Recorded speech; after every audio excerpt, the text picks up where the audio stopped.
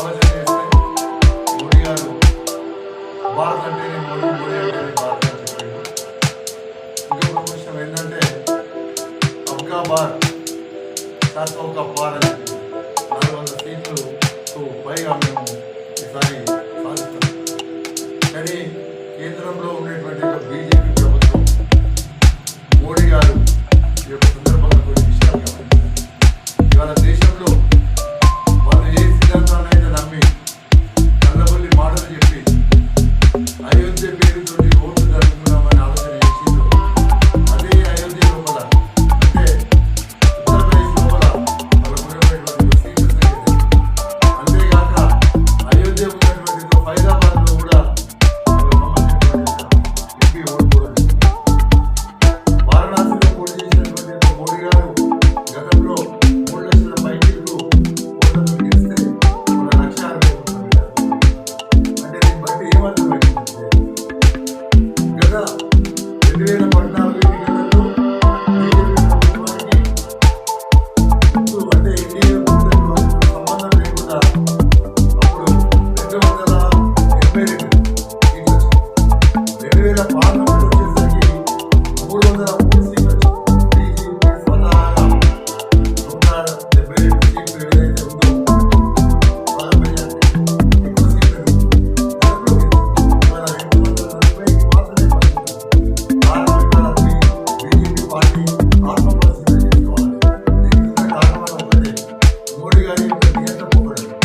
అదేవిధంగా దేశంలో భారత రాజ్యాంగాన్ని మార్చేస్తాం, రిజర్వేషన్ ప్రక్రియను కూడా మార్చేస్తాం, డాక్టర్ బిఆర్ అంబేద్కర్ రాసిన రాజ్యాంగాన్ని మార్చేస్తామని కేంద్ర ప్రభుత్వం చాలా సందర్భాలు అంటే ఈ యొక్క దేశానికి సంబంధించిన రాజ్యాంగాన్ని మార్చేస్తే ఈ దేశంలో అందరికీ శాతం ఉన్నటువంటి యొక్క బడుగు బలహీన వర్గాలు పెద్ద భవిష్యత్తు కేంద్రంలో పోలీసు నాయకులు అత్యధిక మెజారిటీ ఉన్నటువంటి ప్రజలు ఇవాళ కళ్ళు వాచి మోడీ ప్రభుత్వానికి వాదన ఇవాళ కేంద్రంలో జేడీ జనతాదళ్ ప్రభుత్వం, జనతాదళ్ పార్టీ అండ్ ఆంధ్రప్రదేశ్లో తెలుగుదేశం పార్టీ 2 పార్టీల మద్దతు ఉంటేనే కానీ ప్రభుత్వం మనుగడలో ఉండలేని పరిస్థితి.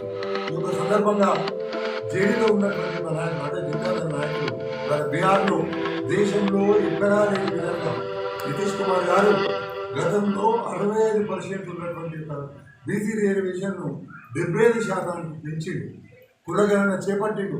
దేశంలో మొట్టమొదటి రాష్ట్రం కులగణన చేపట్టినటువంటి యొక్క మొట్టమొదటి రాష్ట్రం ఏకైక రాష్ట్రం బీహార్. ఇవన్నీ చూసిన పేపర్ స్టేట్మెంట్ మేము మీకు సంకీర్ణ ప్రభుత్వంలో ఉంటే దేశంలో కులగణన చేపట్టాలనేటువంటి యొక్క డిమాండ్ను కూడా ఇవాళ ఇండియా ప్రభుత్వంలో పెడదామని చెప్పి వాళ్ళు మాట్లాడడం చాలా సంతోషకరమైన విషయం. ఈ యొక్క సందర్భంగా ఈ దేశంలో కూడా ఉన్నటువంటి ఒక ప్రజాస్వామ్యవాదులు, రాజ్యాంగ పరిరక్షణవాదులు, అదేవిధంగా మేధావులందరూ కూడా చాలా హర్షం వెలిగిస్తారు.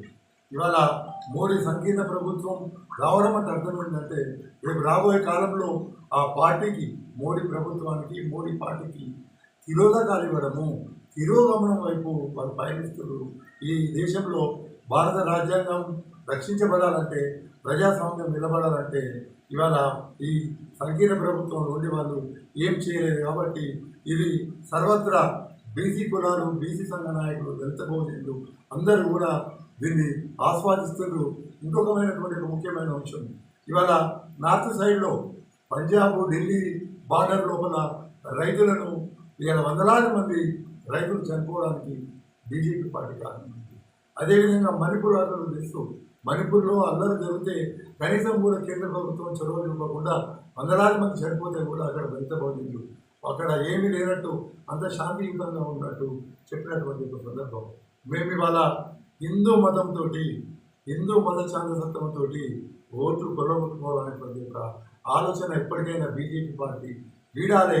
అందులో ఉన్నటువంటి ఒక 2 పార్టీలు సెక్యులర్ పార్టీలు మాకు ఖచ్చితమైన నమ్మకం ఉంది. రేపు దేశంలో బీసీలదే పైచేయి అయ్యేది, బీసీ యొక్క కులగణన చేపడతారనే నమ్మకం ఉంది. ఇప్పటికైనా బీజేపీ ప్రభుత్వాన్ని మేము డిమాండ్ చేస్తున్నాం. దేశం యావత్తు కనుక బీసీ కులగణన చేపడితే మీకు పూర్వ వైభవం వస్తుంది. ఇప్పటికైనా బుద్ధి తెచ్చుకోండి. కేంద్రంలో మీకు వచ్చినటువంటి యొక్క సీట్లను, మీకు ఉన్నటువంటి యొక్క జనంలో అంటే ప్రజల్లో మీకు ఉండేటువంటి యొక్క పార్టీ మీద ఉన్నటువంటి అభిమానం ఎట్లా తగ్గుతుందో మీరు ఆలోచన చేసుకోవాలని చెప్పి ఒక సందర్భంగా బీజేపీ ప్రభుత్వాన్ని మేము డిమాండ్ చేస్తా ఉన్నాం. జై బీసీ.